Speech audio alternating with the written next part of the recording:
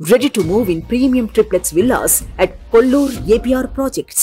రఘుబాబు ప్రమాద కేసులో big twist బయటపడింది. బీఆర్ఎస్ నేతను కారుతో ఢీకొట్టింది రఘుబాబుగా తేలింది. రఘుబాబే స్వయంగా కారు నడిపి ప్రమాదం చేసినట్టుగా పోలీసులు తేల్చారు. ఈ మేరకు ఎఫ్ఐఆర్లో రఘుబాబుని నిందితుడిగా పేర్కొన్నారు. ప్రమాద సమయంలో సుమారు 120 కిలోమీటర్ల వేగంతో కారు నడుపుతున్నట్లుగా తెలుస్తోంది.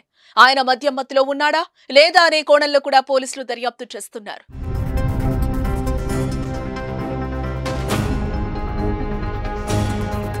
బుధవారం సాయంత్రం బైక్ పై బీఆర్ఎస్ నేత జనార్దన్ వెంచర్ కు వెళ్లి తిరిగి ఇంటికొస్తుండగా నల్గొండ శివారులోని లెప్రసీ కాలనీ వద్ద రోడ్డు ప్రమాదానికి గురయ్యాడు.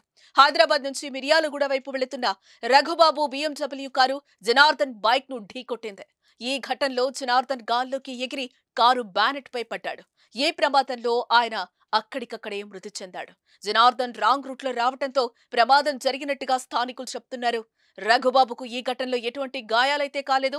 రఘుబాబు వెనకే ఆయన కుమారుడు రేంజ్ రోవర్ కారులో వస్తూ ప్రమాద స్థలి వద్ద ఆగారు. ఆ రేంజ్ రోవర్ లోనే రఘుబాబును పోలీసులు ఎక్కించి స్టేషన్ కు తీసుకెళ్లారు. అయితే మొదట రఘుబాబు డ్రైవర్ కారు నడిపినట్లుగా ప్రచారం జరిగింది. కానీ ప్రమాద సమయంలో రఘుబాబే కారు నడిపినట్లుగా తెలుస్తోంది. ప్రమాదం తర్వాత ఆయన భయపడినట్టుగా వైరల్ అయిన వీడియో ద్వారా తెలుస్తోంది. బైక్ పై వచ్చిన వ్యక్తి ఎటువైపు నుంచి వచ్చాడు, ఎలా ప్రమాదం జరిగింది అని రఘుబాబు వారితో మాట్లాడటం ఆ వీడియోలో కనిపిస్తోంది.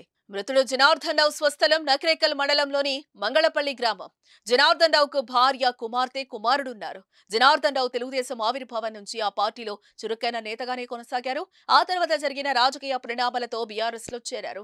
గత మున్సిపల్ ఎన్నికల్లో శ్రీనగర్ కాలనీ నుంచి పోటీ చేసి ఓటమి చెందారు. ప్రస్తుతం నల్గొండ పట్టణ ప్రధాన కార్యదర్శిగా కొనసాగుతున్నారు. మాజీ మంత్రి జగదీష్ రెడ్డి జనార్దన్ కుటుంబ సభ్యులను పరామర్శించారు. స్వయంగా పోలీస్ స్టేషన్ కు వెళ్లి ఘటనపై ఆరా తీస్తున్నారు.